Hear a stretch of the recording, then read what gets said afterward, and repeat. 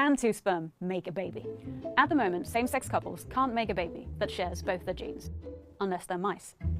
Scientists in China have now made mouse pups using the sperm, and therefore genes, of two mouse fathers. And for the first time, their babies grew up to be healthy adults. The sperm and egg each contains half the DNA of the parent in their nucleus, and during fertilization, those nuclei combine to make a baby.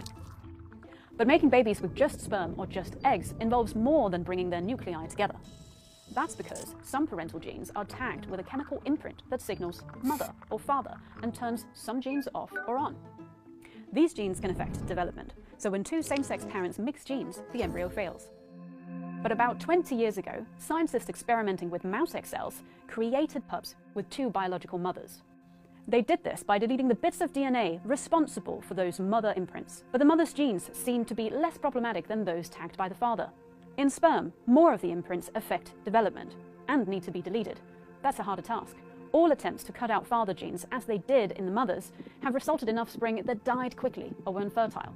Instead, the team targeted some of the dad-marking chemical imprints, the ones that switch the dad genes on or off. And they did this by extracting the nucleus of an egg cell and then filling that empty cell with special editor proteins.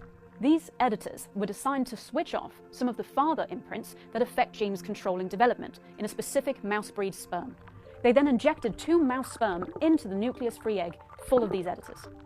One of those sperm was from that special breed of mouse that the editors could target. So they were able to switch off its dad-marked chemical imprints, meaning its genes would behave more like a mother's.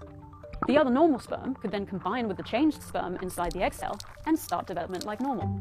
They'd managed to create embryos with genes from two dads.